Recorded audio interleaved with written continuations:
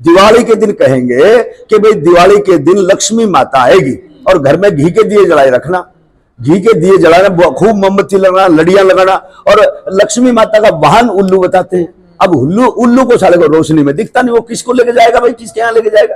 ये बताओ ना भाई, सच्चाई को पकड़ो ना। बाबा साहब ने कहा जब तुम सुबह उठोगे आपको 2 घंटी सुनाई देंगी, 1 घंटी मंदिर की बजेगी, 1 घंटी विद्यालय की बजेगी। तो जब मंदिर की तरफ अगर आप जाओगे तो बेवकूफ कहलाओगे। ठेस नहीं पहुंचाता। मैं सिर्फ और सिर्फ अपने समाज के लोगों को ये बताना चाहता हूँ, ये चेताना चाहता हूँ कि उनकी झूठ को पकड़ो, उनकी दुकानदारी को पकड़ो। हाथी जो है एक जानवर है, हाथी टेढ़ा होता है, जानवर टेढ़ा होता है, मनुष्य सीधा होता है। अगर टेढ़े जानवर का सिर काट के आप सीधे मनुष्य पर लगाएंगे तो सूंड कहाँ जाएगा? ऊपर जाएगा ना। अब जो उन्होंने नीचे भी कर दिया और कहते हैं कि गणेश महल से पैदा हुआ। तो हम लोग क्या तो उनके ग्रंथों को कितना कर रहे आते हैं, देखिए दिन रात गाली दे रहे हैं सारे। तो एक बात बताइए ना, उनके ग्रंथों में एक भी बात सच्चाई बता दी मुझे। राम ने इस देश का क्या भला किया, कृष्ण ने इस देश का क्या भला किया, जिस भगवान को उन लोगों ने पैदा किया।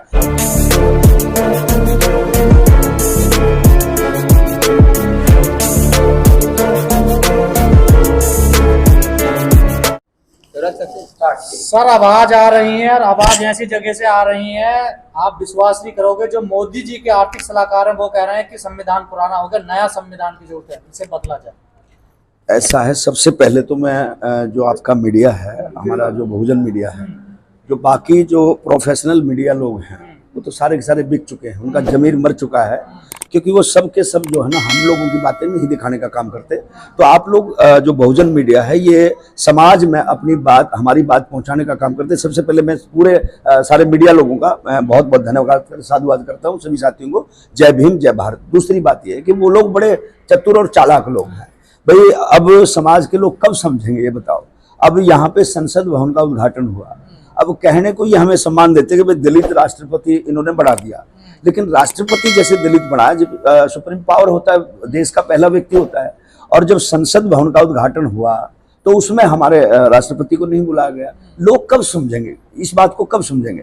क्योंकि जो सेंगोल था, अब इससे देखो आप क्या पड़ा, सेंगोल से उन्होंने संसद भवन का उद्घाटन किया। सेंगोल का क्या है कि ब्राह्मण लोग जो थे, जो आपस में राज का ट्रांसफर करते थे, उसमें सेंगोल देते थे एक दूसरे को, जबकि इस देश का जो राष्ट्रीय चिन्ह अशोक स्तंभ है, तो उसको दरकिनार करके, राष्ट्रपति को दरकिनार करके पूरा का पूरा मनवादी सिस्टम, मनवाद इन लोगों ने संसद भवन में तैयार कर दिया।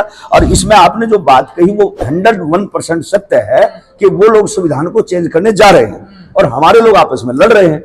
तो मैं अपने समाज के लोगों के लिए भी एक सॉन्ग मैंने किया कि हम सबको एक मंच पे आना होगा रे, मेरे भीम का संविधान को बचाना होगा रे।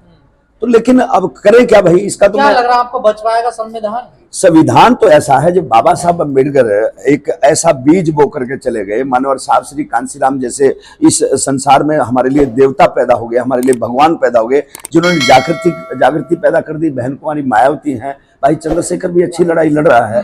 तो हमारे अब बामन मेश्राम है, इधर से बहुत सारे लोग अपने अपने दलों में काम करने का काम कर रहे हैं। लेकिन मैं उनको यही कहना चाहूंगा, डराते क्यों हैं फिर समाज को?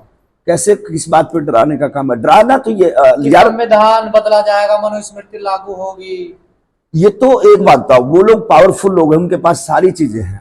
तो इस तरह से अगर हम लोग अब संविधान को कहाँ उन लोगों ने छोड़ा है ये बताओ। अब संविधान के अंदर जो संविधान के अंदर हमारे जो वो थे, क्या नाम, हक अधिकार थे, उनको धीरे धीरे वो लोग कमजोर कर रहे हैं। अब संविधान कैसे बच पाएगा बताओ? वो तो कहते हैं अम्बेडकरवादियों ने हमारा जीना हराम कर रहा हो। तो जीना हराम तो करेंगे ना भाई, जब वो लोग हमारे मान सम्मान को ठेस पहुंचाने का काम करेंगे, हमारे जो ग्रंथ है हमारा संविधान, इसको छेड़ेंगे तो हम लोग क्या? तो उनके ग्रंथों को कितना कर रहे आते हैं, देखिए दिन रात गाली दे रहे हैं सारे। तो एक बात बताइए ना, उनके ग्रंथों में एक भी बात सच्चाई बता दी मुझे। राम ने इस देश का क्या भला किया, कृष्ण ने इस देश का क्या भला किया, जिस भगवान को उन लोगों ने पैदा किया, उससे मुझे एक तो सीख बताइए ना, किसी ने सीख दी? कृष्ण भगवान ने, उनके शास्त्रों में लिखा है कि कृष्ण भगवान के पास 16,108 रानी थी। काहे का इंसाफ है भैया? एक बंदा इतनी लड़कियों को शोषण किया उन्होंने, क्या वो भगवान कहलाने लायक था? रामचंद्र जी जब सीता, उन्हीं का लिखा हुआ बताता हूं मैं, तो रामचंद्र जी सीता मैया को ले आए और रावण के पास से आकर के उन्होंने कहा मैं बिल्कुल ठीक हूँ, अग्नि परीक्षा ले ली।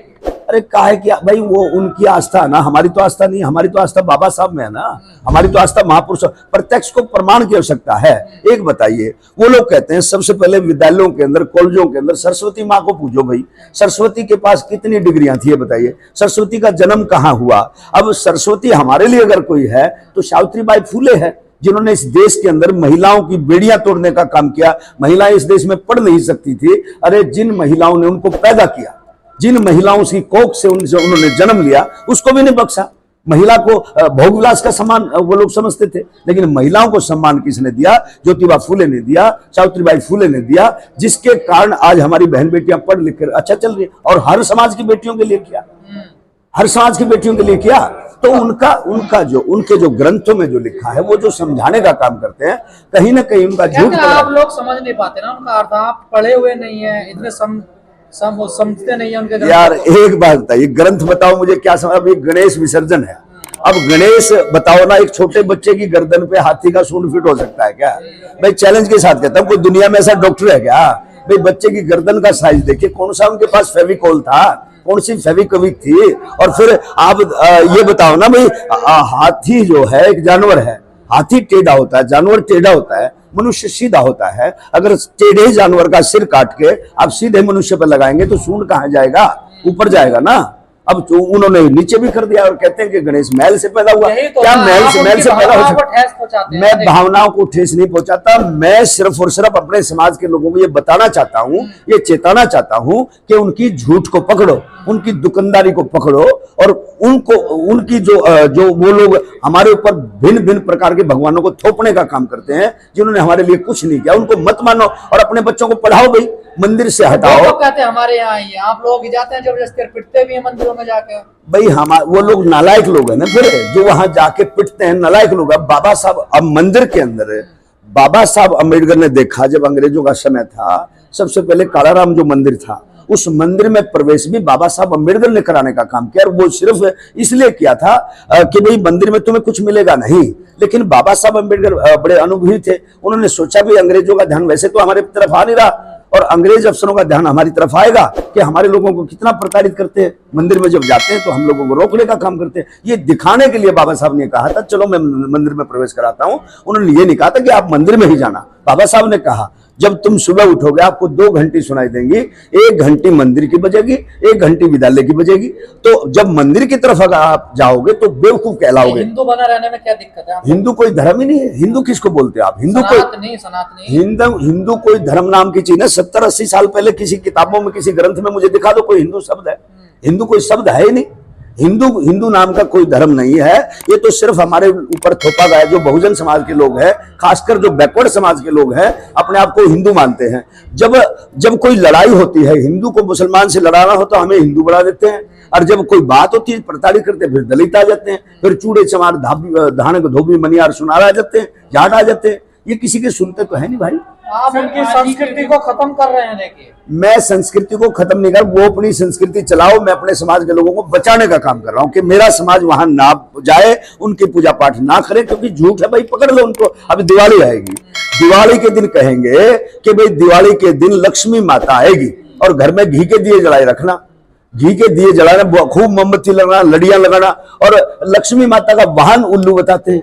अब उल्लू को साले को रोशनी में दिखता नहीं, वो किसको लेके जाएगा भाई? किसके यहाँ लेके जाएगा?